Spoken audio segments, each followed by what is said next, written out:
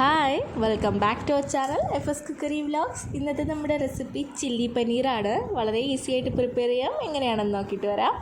അപ്പോൾ ആദ്യം പനീർ മാരിനേറ്റ് ചെയ്യണം. അതിനായിട്ട് ഒരു ബൗൾ എടുത്തിട്ടുണ്ട്. അതിലേക്ക് 200 ഗ്രാമിൻ്റെ പനീർ ക്യൂബ്സ് ആയിട്ട് അരിഞ്ഞിട്ട് ഇട്ട് കൊടുത്തിട്ടുണ്ട്. ഇതിലേക്ക് 1 ടേബിൾ സ്പൂൺ മുളക് പൊടിയും 1 ടേബിൾ സ്പൂൺ തന്നെ കോൺഫ്ലവറും കുറച്ച് ഉപ്പും ചേർത്തിട്ട് നന്നായിട്ടൊന്ന് വിരവി വയ്ക്കുന്നുണ്ട്. ഒട്ടും തന്നെ പൊടിഞ്ഞു പോകാണ്ട് ശ്രദ്ധിക്കണേ. ഇനി ഇതിനെ ഒന്ന് ഫ്രൈ ചെയ്തെടുക്കാനായിട്ട് കുറച്ചധികം സൺഫ്ലവർ ഓയിൽ ഒഴിച്ചു കൊടുക്കുന്നുണ്ട്.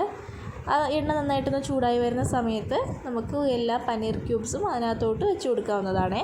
പനീർ ഇതിനേക്കാളും ചെറിയ പീസിൽ കട്ട് ചെയ്യണമെന്നുണ്ടെങ്കിൽ അങ്ങനെയും നിങ്ങൾക്ക് ചെയ്തെടുക്കാവുന്നതേ ഉള്ളൂ.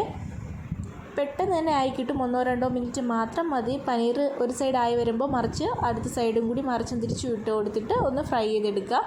ഇപ്പോൾ ഇവിടെ എല്ലാം ആയിട്ടുണ്ട്. ഞാൻ കോരി മാറ്റുന്നുണ്ട്.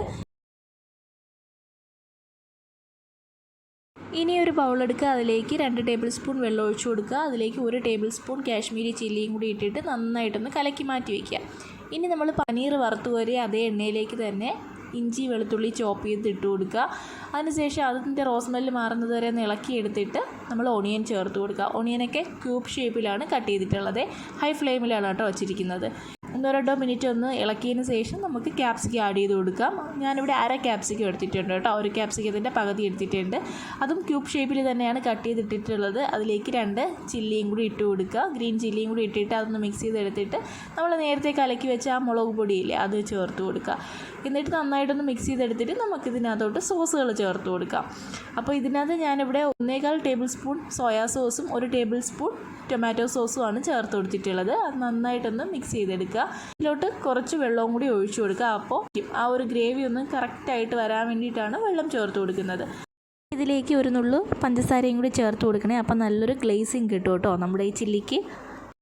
അത് നന്നായിട്ടൊന്ന് തിളച്ചൊന്ന് കുറുകി വരാൻ തുടങ്ങുന്ന സമയത്ത് നമ്മൾ വറുത്ത് കോരി വെച്ചിരിക്കുന്ന നമ്മുടെ പനീറും കൂടി ചേർത്ത് കൊടുക്കുക കേട്ടോ.